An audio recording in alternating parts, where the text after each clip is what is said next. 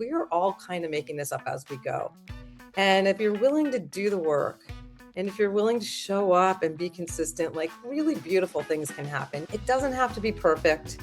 You don't have to have all the answers. And I think working on this project helped me finally let go of that need for perfectionism that I held so tightly to for so much of my life. This is a group of women who have become sisters through this process, including Dina and myself. And really, it is so important to build community for yourself right now in midlife. I think it's probably one of the most important things to do for yourself. I think I'm much more comfortable at this stage in my life with being vulnerable, you know, because I'm not really worried so much about what people think of me. Welcome to Late Bloomer Living, the podcast where we're all about shaking up our ideas about what it means to grow older. I'm Yvonne Marchese, your resident age agitator and play instigator.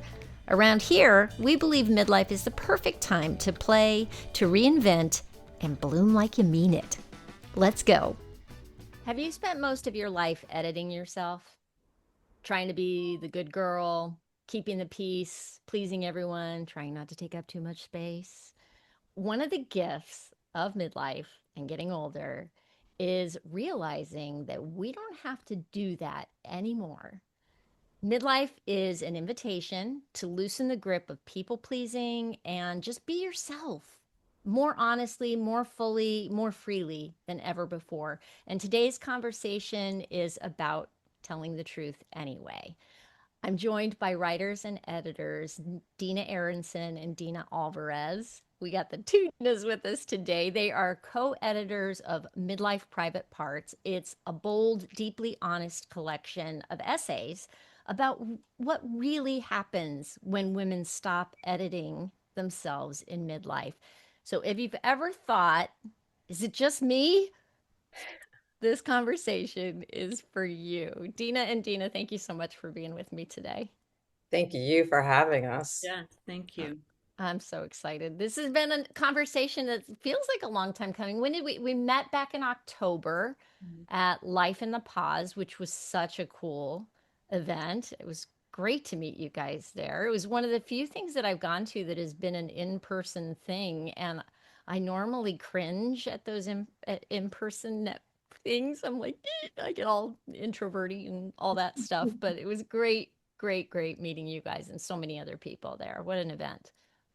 Yeah, it's such they're great gatherings too. And I think we all feel that way to some extent walking into those rooms. Mm-hmm. But, to your point, we get to midlife and I think we shed a lot of those fears and we can show up as, ourselves. And that allows for some real authentic connection in those It spaces. does. I'm 57 years old, and I'm just now learning that everybody else in the room also feels uncomfortable. And so I'm challenging myself when I go into those kinds of situations these days to just be the person that makes somebody else comfortable. And somehow that shifts everything for me. Now, you guys met, what was it? Was it in 2021 that you met? Yes, we met in May of that year at Uh-huh. a very unexpected dinner. I had actually reached out to someone that I had seen on social media who I thought would be a nice person to get acquainted with. And I DM'd her and I was like, hey, we're both in the city. Would you like to have dinner? And she said yes. And she in turn invited someone else who then invited Dina. So it was, I always say we met on a midlife friendship blind date for women who really didn't know each other. And it just kind of, evolved and took off from there. Our friendship was very kind of took off from the start. We really came together feeling like we should do something together, but really didn't know what and didn't even really discuss it until I think, Dina, like a year later was when we really seriously began in earnest to Yeah. really talk about putting an anthology together of midlife women's Yeah. stories. I think I read somewhere that you described it as just feeling instantly comfortable together. How rare is that at this point in our lives to meet somebody and have that kind of connection? I mean, I'll jump in and say I think it is rare, but I also think I think because we bring our whole selves to situations that you kind of know right away. It's like I think we know ourselves so much better Yeah. than we did when we were young, and you also have this feeling that there's less time to waste. And so I think sometimes you just you recognize that connection. And I always like to go back and add, we had this dinner, we had that instant, like, just kindred spiritness that evening. And literally, like, days later, we ran into each other on the street in New York City, Oh, which, wow. kind of Love the cemented. serendipity. Yeah, Yeah. it's like, not to get too woo woo, but sometimes the universe does nudge and speak. And, there was definitely something there. You were both writers at that point, right? You had that in common. What else was it, do you think, that kind of pulled you guys together? Well, I think we were just really open to the friendship as a friendship first, and then we got to know each other's strengths, and we both do like to write, and we both were in the midlife space, midlife women, and really looking around at the women who we were part of a group with and seeing how different in a good way our lives were becoming in midlife, and also wanting to understand midlife ourselves.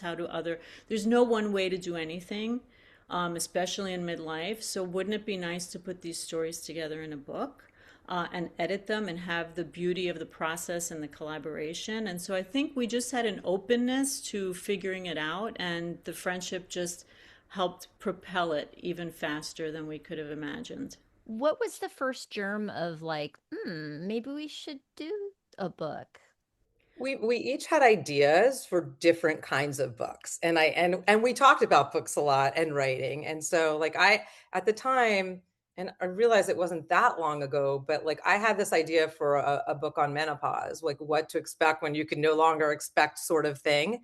And there really were no books even 5 years ago, and so, I don't know. And then, Dina, I'll let you talk about your other idea. And I think eventually, as we started to talk about the things that were going on around us and what we were seeing: women starting businesses, women starting podcasts, women sort of opening up and really stepping into this piece of life, this new, there's a new spaciousness, and women were taking it up. It just seemed like something we wanted to explore, and there were no books out there telling women's stories really like this.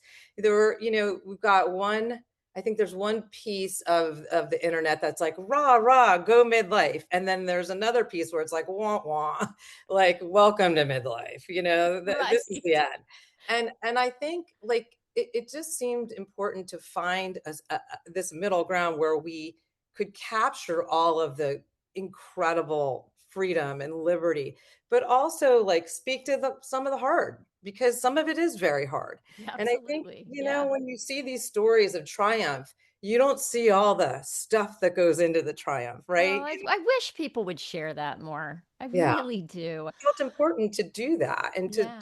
show that, like, it can be difficult, and we all are going through a lot of transition. It can be very disorienting, but you can find your footing, and then it can be pretty damn great, and great all through. So I just, I think it was important to capture the whole picture.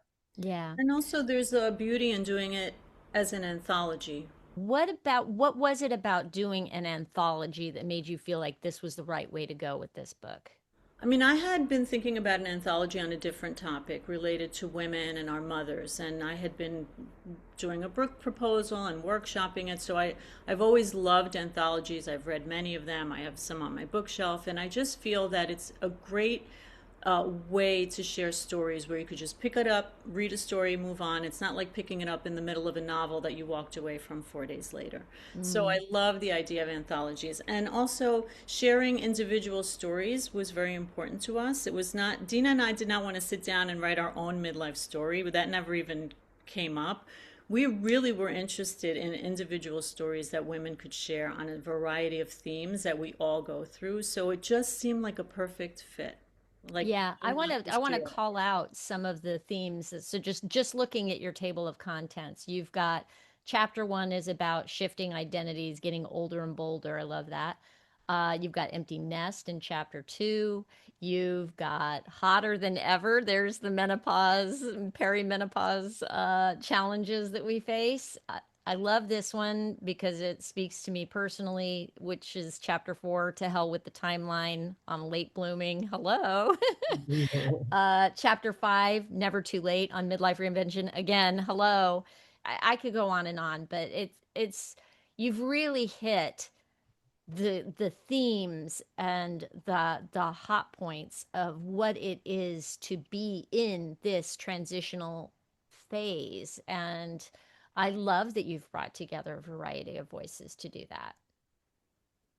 Yeah, I mean, I think too, you want women, and one of the main goals of this is for, women to feel seen and heard and understood through, a time that again can feel a little disorienting, right? And so I think, having all of these different voices, it brings that message home that you're not alone because hopefully when you read this book, you'll see pieces of yourself in all of the stories. I think there's something relatable in all of them. And there's something very comforting. It's like a balm to know that, that you're not alone. And, it can feel lonely at this stage. Also, I just want to add the idea that there is no one single way to get through any of these situations in midlife, Yeah. right? Like, so I wrote not, The Not So Invisible Woman, where I feel more visible than ever at midlife. And so there's a backstory to that and why. And then you have another woman who wrote about how she does feel invisible, how she goes to a restaurant and the waiter doesn't come over. So seeing every single chapter has a little bit of two sides to every coin. And if there is a chapter, like for instance, Dina wrote about loss and grief, but she writes about it from two angles, right? So each chapter really comes at it from two sides, which is nice. It's not just this one sided, one look at reinvention or sexual pleasure, or like it really encompasses the entire view of what it could be and how it affects each woman differently. I think these stories also show that we're all sort of learning on the job.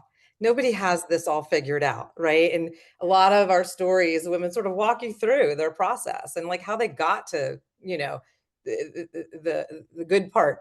It's all good, but there's just I think there's this idea when we're sitting back and feeling stuck, I don't know how to do this. And everyone, you go on social media and people seem like they just have all the answers. And, these stories show you that none of us have all the answers. It's work and it's living and figuring it out as we go. And it's ongoing. So I had a key moment as I was approaching my 50s, which Mm. led me to starting this podcast. It was a moment of going, oh, I need to take better care of myself. And I established a morning routine. And it was, I'll call it an aha moment, which was one small change that I made to get up every morning and meditate and move my body. Led to a whole sea change of things. But here's the thing, I'm in the middle of another something, a transitional liminal space. I don't even know what it is yet. And it's not one and done. You can have an aha moment and then you get through it and it's painful, it's uncomfortable, it's all the things, and then boom, you're to the other side of it. You might float there for a few minutes before you know it, it's like, oh, but wait a minute, I think there's something more here. It's Yeah. crazy, right? Yeah. And very relatable. Yeah. Yeah. Yeah. And that's the other thing. It's like, and I think sometimes when we use the word reinvention, it feels so big and like, okay, now I've reinvented. And I like to think of it differently. It's like reimagining, continuing to learn, continuing to go down the road, being open to the unfolding, being open to the new. You're never done. You're never done. And you don't have to just because you've done one thing your whole life doesn't mean you can't do something else. Just because you've reinvented yourself and are starting anew doesn't mean you might not shift and evolve, a year or two or five later. So How boring would it be if we were all done? Like, why are we still here?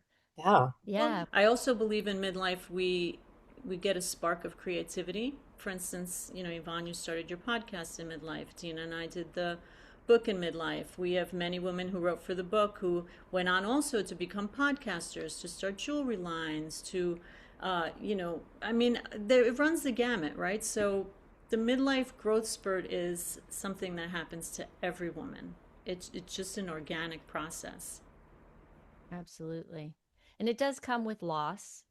And I think what you were talking about, you've got the one side that you see from people, which is rah, rah, pro aging kind of thing. And then you've got the really where more people land, I think, is on the other side of things. It's all downhill from here. And oh, my aching this, my aching that. It's often framed, aging and midlife often framed as decline or loss. Where do you see power or humor or liberation showing up instead? I'll jump in. I think it's the way that we're living. First of all, I will say that the other sort of larger goal of this book was to shift that narrative, right? Like to to show through like the reality of our lives that that is nonsense. And we've all sort of grown up with this ingrained messaging. I mean, you can't walk into a Sephora without like anti-age, like in hot flashing lights, like age is bad. The proof is in our lives and in our reimagining and in our showing up and finding this new creativity and space to reimagine what life can look like. Yeah. And I think we can also thank longevity, right? We're living in a time where we have all the tools we need. If we want to live longer, we can exercise, we can, work on our minds, we can be creative. And so I see liberation everywhere I turn for midlife women because we can expand our world. We have the internet where we can learn about anything we want. We can study more. We can remain curious. And so I think all of that combined is what actually emboldens us, gives us freedom, makes us stronger. Knowledge is power, and we have more of it now than I think we ever had, right? We could look up anything in a second. So for me, midlife has been nothing really but freedom and liberation. Empty nest. All of a sudden, you have this extra time on your hand where you can go out and look for hobbies or meet new friends or create a podcast or whatever it is that you want. So I think the tools that we have now that we're living longer really are enabling us to move forward in a freer and a more emboldened fashion than our mothers or grandmothers could ever dream of doing. Yeah, spot on, spot on. I will go back to something that you were talking about, Dina, the idea of reinvention being this big thing. When I started the podcast, I think I was very much looking at the idea of reinvention from an idea of self improvement, becoming a better version of myself. And what I have learned along the way is that is somebody said this, actually I can't take credit for it, but it blew my mind open when I heard this, that reinvention isn't about changing yourself, it's about changing how you think about yourself. Hmm. And that hit me right to my core, and it made me realize that I don't have to improve myself. I don't have to change myself. I need to let more of what's already been here all this time come out. And going back to the idea of invisibility, since I have embraced the whole idea of having a podcast and talking about this and with more people, I feel less and less and less invisible. I love that. I feel much more ready to take up space in the world and joyfully. I look at myself in the mirror right now, and yeah, I'm older and I have more wrinkles and things are sagging and all this stuff. But I'm looking at myself in the mirror with more kindness these days. And I look at myself and go, hey, you're looking pretty good today, lady. It has all through my 40s, I would look in the mirror and beat myself up Yeah. terribly. You know, it's so liberating to be on the other side of that.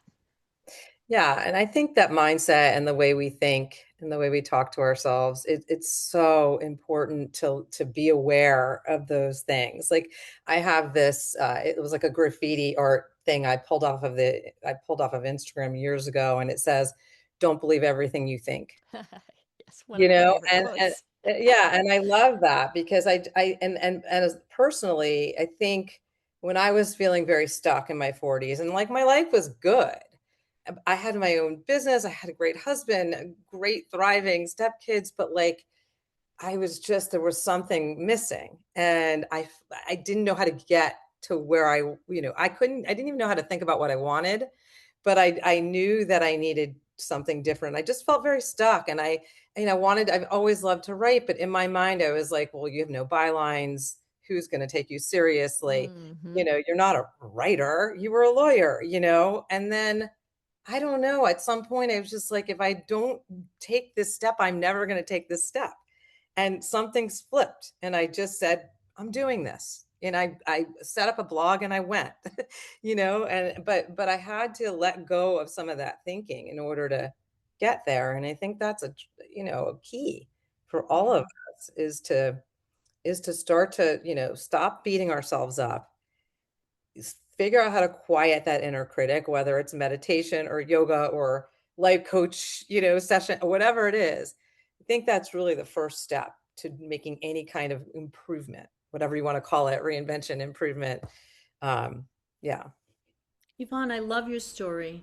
You know, anyone listening, that story you tell about looking in the mirror in your 40s and not being happy, but seeing yourself now and being happy, it's such a testament to what happens in midlife.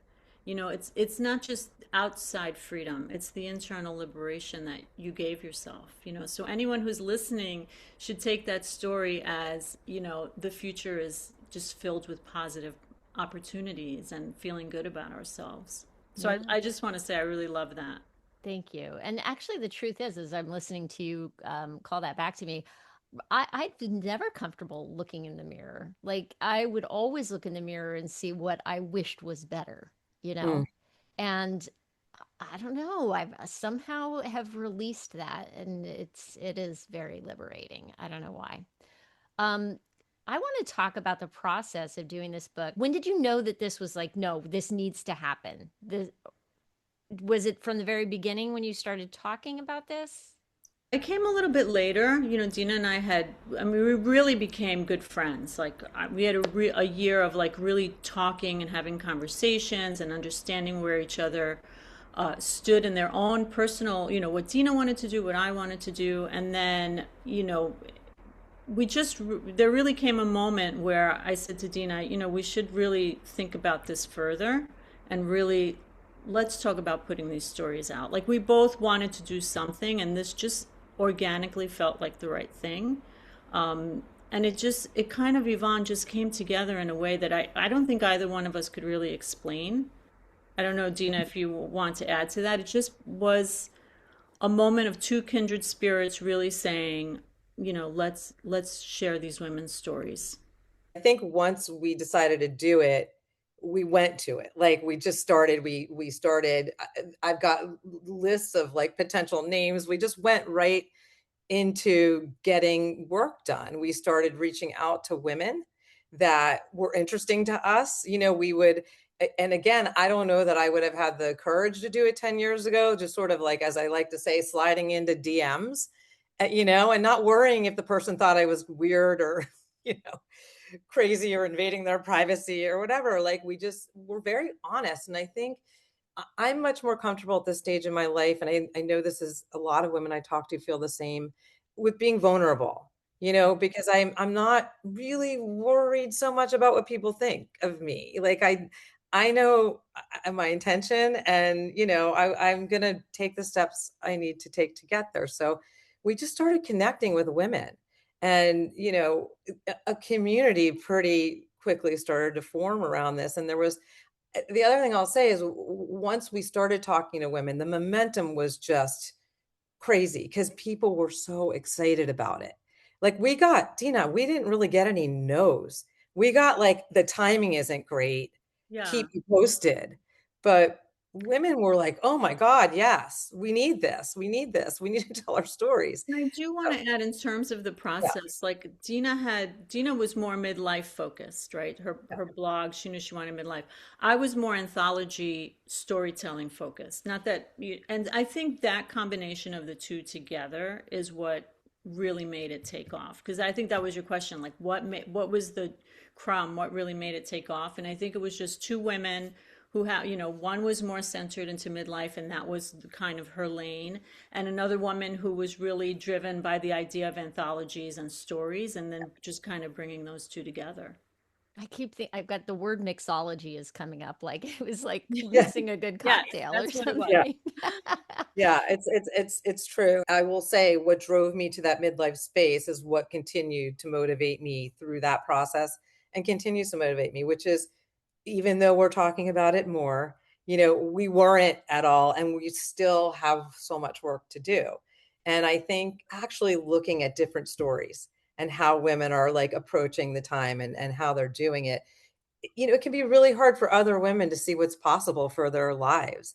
And like that is such a driver is like, I think both of us, we see what's possible and we want other women to see this and to feel it, and not to buy into or to continue with the internalized ageism, right? Like it's really hard to see what's possible when you're not seeing it out there in the world.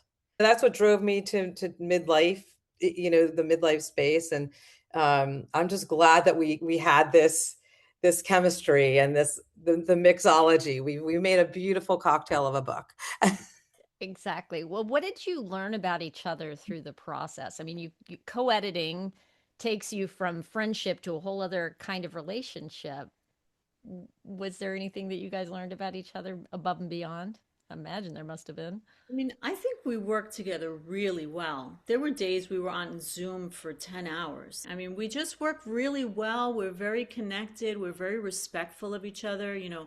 Our ideas, something that didn't work for me, Dina would be like, okay, I get it. And then we would kind of shift it and work. And things that didn't work for Dina, we would try and shift and work. I mean, but it was a very easy process. Putting a book together is a lot of work, but working together, I think we were very lucky. It just worked well. Yeah, it was very natural, Yvonne. Like there was no forced, anything about it. It was, I think we both learned that we're great collaborators. I'd never collaborated at this level. And so having the core team, the two of us, being able to just so organically work together, Dina used the word like respect. Like I think we just really respect each other. I think we're both comfortable being vulnerable together. You have to be to do a project like this. You have to sort of bare yourself to your partner. I think we learned we both have very patient husbands because Dina's not exaggerating. Editing this was a big task, a joyful task, but time consuming, and we would literally be on a Zoom for 10 hours on a Sunday or Saturday. So I don't know. I feel really lucky and grateful to have met somebody that, just understands me. I understand her just really well and naturally. Yeah. So What was your editorial North Star like in deciding what stayed, what needed to not be part of the book? When you were making those decisions, what mattered the most to you guys? I mean, I used to say, and I still feel that way, when we asked women to write, the intention was always that, they wrote in a way that was cathartic for themselves because we're asking them to write and we want them to feel like they're getting something out. And we want them to write in service to other women. And they all got the assignment, every single one of them. They really wrote in a way that was both true to themselves, honest, and really would help other women see a specific situation in their light, but also give them, tools to kind of work it out for themselves also, or to say, well, I wouldn't have worked that way, but I can see why she worked that way. So there was kind of like a vulnerability, as Dina said before. I think that was what we were hoping to accomplish in the stories. And everyone really pretty much came through. I don't know, Dina, if there was some, I mean, I don't recall really feeling any story wasn't a good fit per se. no, no. I mean, the way we started that process is really sort of brainstorming across a spectrum of topics and coming up with what we thought, would be sort of most representative of all of the things. I mean, we could have included a lot more. Um, I think Dean and I both agree that one area where we would have loved to have had an essay was in like caretaking, because there's so much Mhm. dealing with like aging parents at this age. I mean, editorially, in terms of that piece of it, we thought a lot about what it, what were these sort of pillars that we wanted to touch that we felt would make women feel the most seen, and understood through these years and these transitions. But Yeah. but yeah, it was the women really, as Dina said, got the assignment. So How did you create that safe space? Because clearly you did. Was there some way that you guys had in mind to make this a safe space for the women to share? I think many of the women just were so happy to be able to share their story. And I think Dina and I also come across as being two women that you can trust. I mean, we were very open with them, we were very honest with them. Some of the women we knew before, so, not over the course of 10 years, but over a course of a year, we got to know them. And I think they were very open to us and they were very open to the idea and they loved the idea of midlife stories. So it really was a very easy thing to pull together with women because they all felt like, oh my gosh, we need this book. This we have to be a part of this. Or even if they said, I can't write for you, but they would tell us about someone else. So, we all created this shared midlife space together. It wasn't just Dina and I, saying, hey, can you write for us? It was these women saying, I'd love to, or I can't, but here's someone who can. And so there was such an enormous beauty in the collaboration of this project because of that. I'd love to say that Dina and I, created this beautiful safe space, and we did, but they did also. They trusted us, and that's enormous. like we did cultivate, like we spoke, we got on Zooms with everyone. We showed up at events like we talked about where we met Yvonne. And it wasn't, you know, sort of task because it was because we wanted to be in community with women and get to know them and share this space with them. And so I think, like Dina said, like it formed this beautiful community. I mean, what's so cool now is that these women are all, they're collaborating together, friendships have formed. We actually brought everyone together in the midst of this long before the book was done. We brought everyone together on a group Zoom so they could all meet each other. And so I think it was just, there was a cultivation of trust through the process. Yeah, it sounds like it. Did working on this book shift how you individually talk about your own midlife, either publicly or privately? That's a great question. I think I'm even more comfortable now being vulnerable. To me, vulnerability, and there's been brilliant work done on this topic by Brene Brown, and I love her, and I wish I had tapped into that sooner in my life, because I feel like vulnerability is like the gateway to connection. It is the portal to authentic human connection in life. And I learned to be even more, I think, comfortable showing up as I am. And I also learned that I don't have to have all the answers to do something really good. I I love learned that. I learned that, like, we are all kind of making this up as we go. And if you're willing to do the work, and if you're willing to show up and be consistent, like, really beautiful things can happen. It doesn't have to be perfect. You don't have to have all the answers. And I think working on this project helped me finally let go of that need for perfectionism that I held so tightly to for so much of my life. I mean, I'm an introvert and I've always been an observer and I've always asked a lot of questions. And I think one of the things that this book has made me want to do even more is learn even more about women's midlife experiences. I mean, I ask women all the time, what's menopause been like for you? So I've always been curious, but I'm more curious than ever now. Like, I really ask women a lot of questions. Like, when I meet a woman, I want to understand her in ways that I didn't realize before that I could ask these questions. And I think because I read so many essays and stories, it's just kind of evolved and continued. And I am very curious, how do we get through this part in life? What are the positives that you see? What are the negatives that you see? Where do you want to go? Who do you want to be in 5 years? Like, there's a level of curiosity that has really just gone over the top for me. I love that answer. Yeah, Great answers, both of you. I love the idea of getting curious. So for people who are listening, do you guys have any advice for anybody who feels the urge maybe to tell their midlife story but doesn't know where to start? You don't have to be a writer to pull out a notebook and, spill. And I think people who journal regularly, and I'd like to tell you I was one of them, but I'm not. And I'm working on that because I think it's such an important tool for self-discovery and self-awareness. But I think if you want to tell your story and understand yourself better, write it down. Take 15 minutes in the morning with your coffee and start writing. And also, it's really important to have, you don't have to have a giant friend group, but it's important to have people in your life that you can be yourself with, that make you, feel safe. And so talk to your friends. I think a lot of times we hold on to things because we feel shame.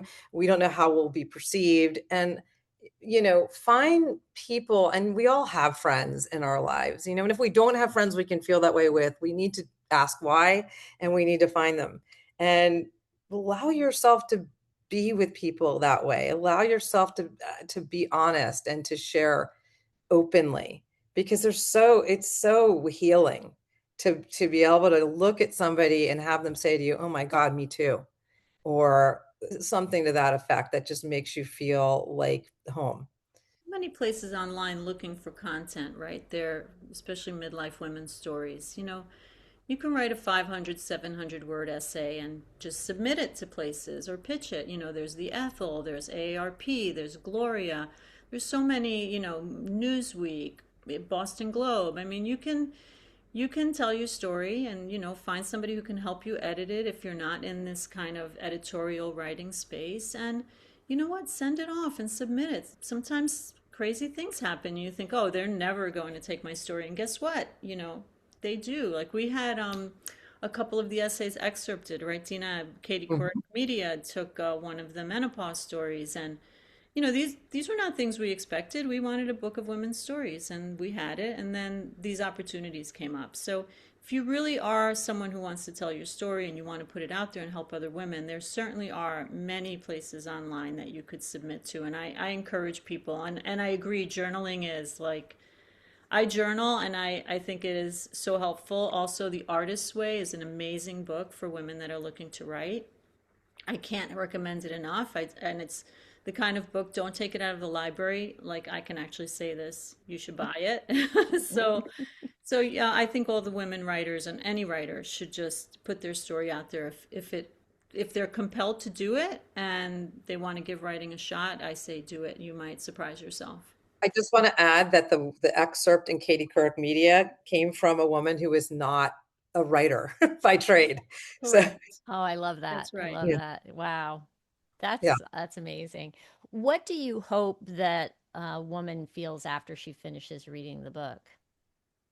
I hope she feels seen. I hope she feels full of sort of possibility, that her life has possibility, particularly if it's somebody who's feeling kind of stuck or feeling kind of negative about midlife and getting older. I hope that they see light at the end of the tunnel if they're dealing with young kids and they're perimenopausal and everything is just like crazy in their lives.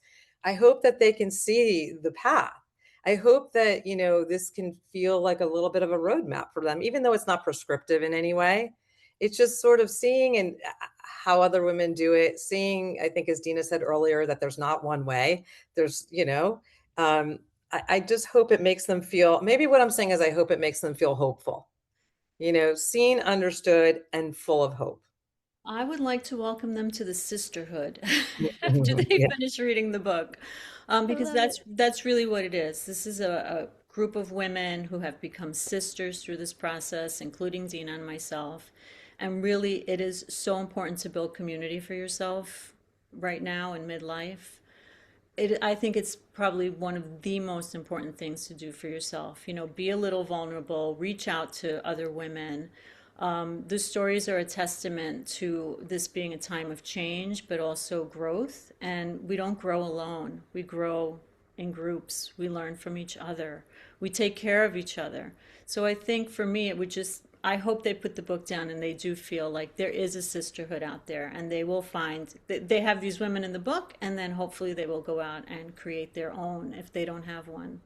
I have to say that doing this podcast, has been a side benefit to doing it. And I didn't start this podcast to make friends, but that is what has happened. And I feel like I'm going to get a little bit clumped, but I feel like I am surrounded by examples of women who are living out loud and living their best lives. And it gives me constant inspiration to be surrounded by people like you and a lot of the other guests that I've had on. It's overwhelming. Clearly, woo. Feel the same way with, Yeah. meeting you and the women in the circle that we have created, and through this book we feel, Dina, I can say this. I mean, we never expected this book to, I mean, we have made great friends through this book. It has been the most amazing experience for both of us, and it's similar to your experience with the podcast. Yeah. The other thing I wanted to say too, Dina Aronson, you had mentioned, if you don't have those friends, I'll just throw in my own 2 cents on this. Go out and do something that you're interested in or curious about, and you're going to find yourself next to somebody else who's also curious about that thing, and that's a great way to meet somebody who you can then feel seen with. Absolutely. And, as I said earlier, showing up at some of these midlife events has been revelatory for me. It's not just in the learning because there's incredible experts that show up at these things, but like the real beauty has been in connecting with other women who are also there because they have the same questions. They're craving community. I think you will find that all of us at a certain stage of life are craving community. And even if we've been blessed to have amazing friends coming through life, and I have been, um, there's something about meeting people at this stage of life. And you're not in a place because it's convenient, like because we met at work, because our kids are friends. You're there because you want to be there and you're like choosing it. And there's Yeah. just something really real about that. So, yeah, go out and find them. It's amazing. What feels most, I don't know, alive for you right now, creatively or personally, after bringing this project into the world? Has it stirred up any new ideas? We do some panel discussions. We have one coming up in March, and we have enjoyed that. So we like the idea of continuing to share stories and bringing women into a welcoming space. And I think Dean and I both want to continue writing in the midlife space. I'm personally still sort of resetting, but I'm also super motivated to like figure out ways to carry these stories, through to continue, like Dina said. I mean, when we go on these, tours and meet with women, the discussions are incredible. And sometimes I think we maybe take for granted that, we're all kind of talking about this now, menopause is out in the open. But when you kind of go outside of your bubble, you see that women are really hungry to have these conversations, and I think hungry to be in community together.